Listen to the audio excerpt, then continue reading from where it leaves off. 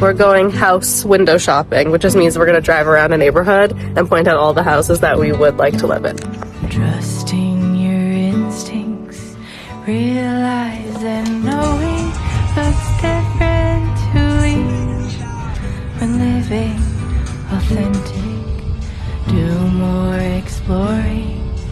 It's deeper than knowing just what is essential for life that is thriving. Go deep, mute out the chatter, feel it, burn off the fire, let go until there's peace to your core. Live a life you adore.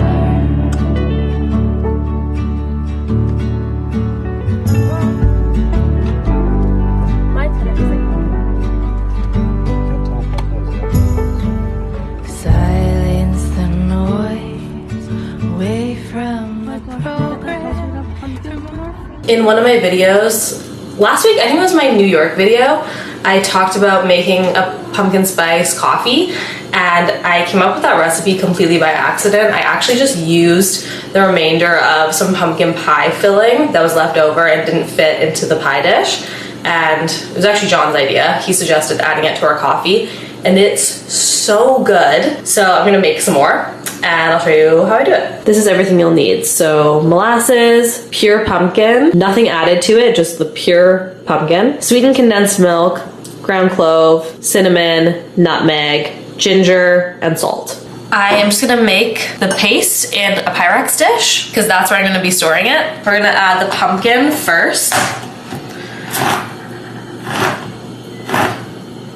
1 cup of pumpkin. Add it to the dish. I'm gonna make a pumpkin loaf or some muffins this week, so I'm just gonna put the rest of the can of pumpkin in the fridge. Adding the sweetened condensed milk, we're gonna do a 1/3 cup. 1 teaspoon of cinnamon. 1/2 teaspoon of nutmeg. 1/2 teaspoon of ginger. And 1/2 teaspoon of clove. And then just a teaspoon of molasses.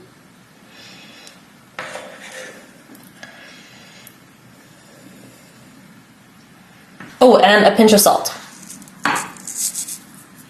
Okay, now mix.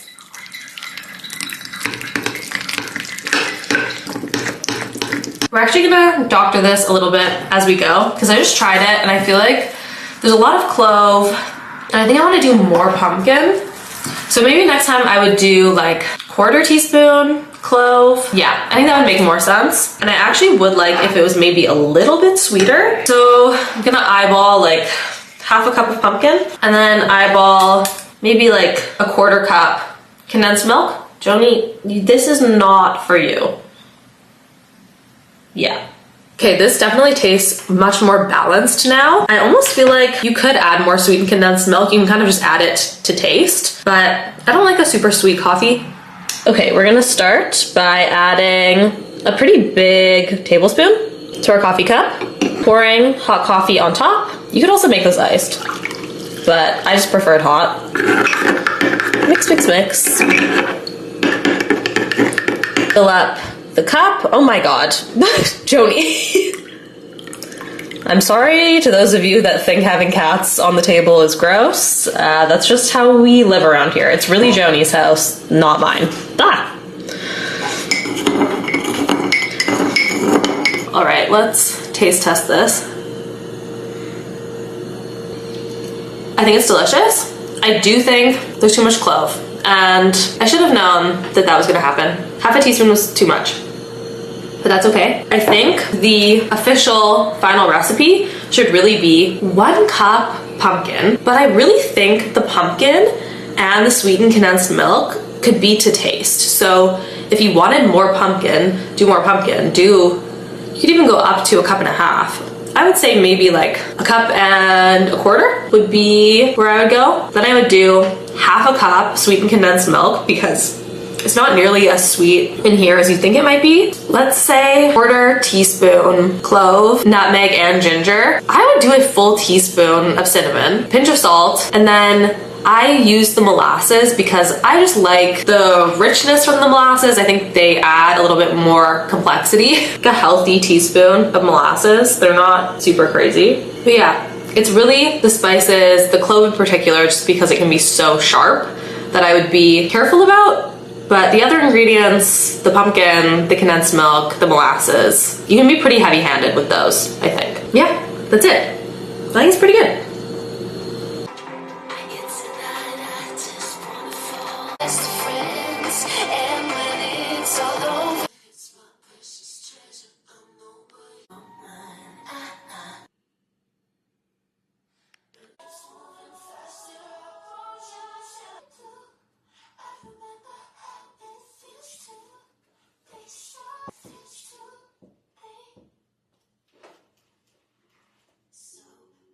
I have a question for those of you that have pets, maybe more specifically cats though. Do you find that you have to vacuum every single day? Because I find that I have to vacuum every single day. I kind of started to notice this more when I switched Joni's cat food. I feel like she started shedding a little bit more, and then also in the summer she was shedding more, but it's like every single day I have to vacuum because the carpets, especially the really dark rugs in my place, get so filthy. It's crazy. And then all of my furniture too, like my chairs, sometimes people will come over and I'll notice that they're about to sit down in a chair and I'm like, oh my god, that thing is covered in cat hair, and I'm so embarrassed about it. Yeah, it was kind of getting so unmanageable that I ended up getting a robot vacuum, which I was a little bit nervous about because I've seen videos of robot vacuums going, like running into potted plants that are on legs and knocking them over, and then the robot vacuum freaks out and doesn't know what to do, and so it starts just like spreading the dirt around, and it's just bad. So I was nervous about that, but I ended up getting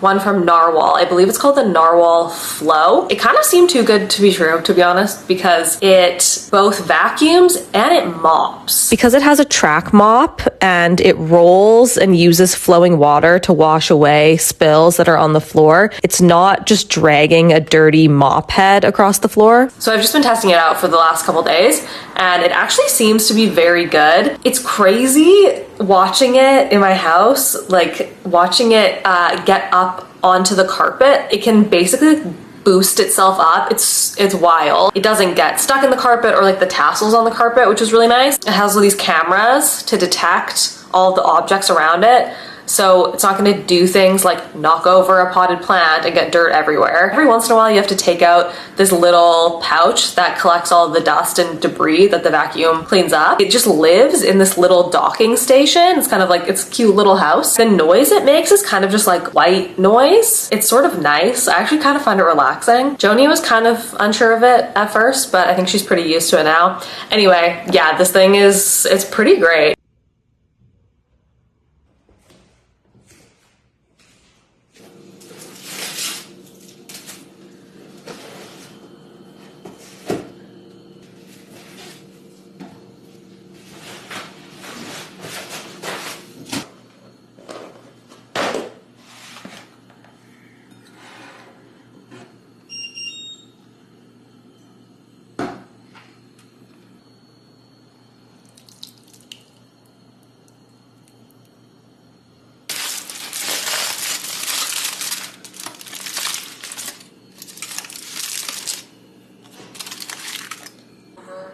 Everything.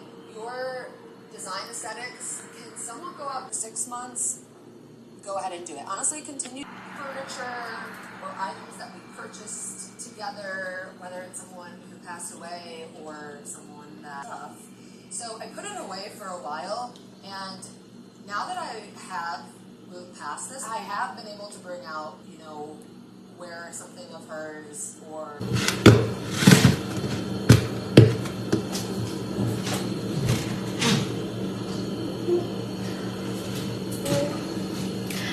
Hello? Wait, why does your video look so good? Wait, I can't hear you. Ah, there we go. Now I can hear you. How are you? I'm great. How are you? Good. I'm using my phone phone as a FaceTime camera. Okay, it looks amazing. Well, I'm making a little pumpkin drink, and then I have to go to my pottery class. Okay. She was sick 2 weeks ago when our class was supposed to start, and so then we just didn't have class. And then last week, I guess she was still sick, but we did have class, but she made it shorter.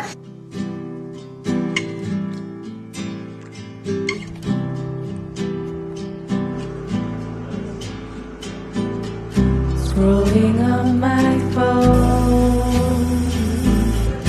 my kids caught, lying to myself. I'm greener grass, dream another life, one that's not so hard. I can get lost down that dangerous road. I am not them. I do not know what they're really going through. There's a lot that I assume. Freedom I get from the work that I do. Thoughts that I choose, feelings I soothe, finding an angle of ease. I finished out a few days ago, and I feel like I'm now finally ready to share my thoughts on it. I had a lot of time to think, and I wanted to take a lot of time to think because I really enjoyed it, but then the ending just fell so flat for me, and I really needed to consider why that was. So it's a crime novel from the 80s. There's so much talk about money in this book. Everyone in the book is very motivated by money. A lot of people in the book are kind of in crisis because they don't have a lot of money. Money is discussed so much in this book that there's actually a little conversion in here. So you can see the way that Japanese yen would convert to a dollar amount. So like 1,000 yen is $8. I don't know if this is a conversion from the 80s. It might be. So I don't know how accurate that would be now. That was one little aspect of the book that I didn't find that I loved because I'm not a very money motivated person. I think it just gets like a little bit old, or it felt kind of repetitive that money was always the driving force for every little thing in this book. With that being said, I did love the way that the book would shift perspectives between different characters, which I find is so rarely well done. And I often find that I just want to read from the perspective of one character, but I didn't find that with this book. I actually genuinely enjoyed reading from different people's point of views. I didn't find the ending predictable at all, but I still didn't love it. And I don't want to spoil it. I feel like I can't tell you what happens, but it was very anticlimactic, and I think it went from being everyone's motivations were very much rooted in reality, and then the conclusion to the story was very kind of psychological, just like a bit too woo-woo for me. I don't know if that really makes sense unless you've read it, but if you have read it, I would love to hear your thoughts because I don't have anyone else to talk to about this. When I finished out, I started reading Revenge by Yoko Ogawa, and I'm enjoying it. It's just a collection of short stories. I love short stories that are interconnected, and all of these are. I actually haven't been finding that stories center around the theme of revenge, which is what they're supposed to, but maybe at the end of the book, it'll all kind of tie together a little bit more, and that'll make more sense. But yeah, they're like a kind of about revenge, but not necessarily. And when I finish Revenge, I'm trying to decide if I should read Madonna in a Fur Coat next. The Suicides, which I've never heard anybody talk about. It's about a reporter who starts investigating these 3 suicides that aren't connected,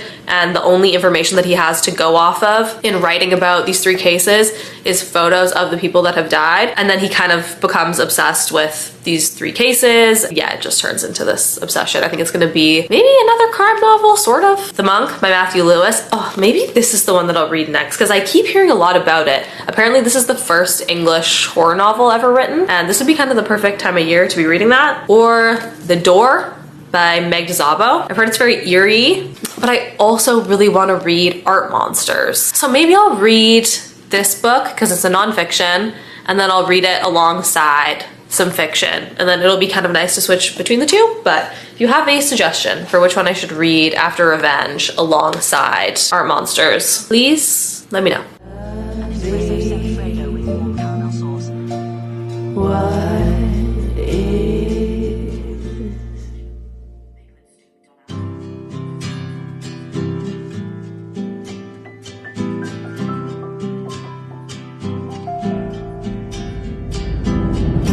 Wouldn't it be grand if I settled in to love my life? I haven't had any skincare discussion with you guys in a little while. Or I guess I bought some products about a month ago now, and I've been using them. So I guess I'll give you a little update on how those have been, and then just kind of my skin in general. So I'll show you one second. From the drugstore, I got this face cleanser and then this oil cleanser, and I do really like them a lot. I don't find that the foam makes my skin feel super dry after I've washed my face, and this is actually really good for taking makeup off. I've been using these Heartleaf toner pads. I honestly don't know if they make any difference to my face or my skin. It kind of feels the same as always when using these. And then same with this, the Centella Ampoule. Yeah, I don't know, it definitely doesn't make my skin worse, but I can't really tell if it's making it any better. And I think maybe that's just because I have such true combination skin, and my real qualm with my skin, and the thing that I've been trying for years and years and years to correct or just manage, is having a super oily T-zone and then the drier cheeks. But I also find my forehead, even though it's quite oily, it does also get dry, and I do moisturize it. It's not getting super oily because I'm not moisturizing. Like, I load on moisturizer, and I know people say that that can be why your skin is overproducing oil, is because it has a lack of moisture. That's definitely not the issue. So now I'm kind of like on the hunt again for things to just deal with my oily T-zone.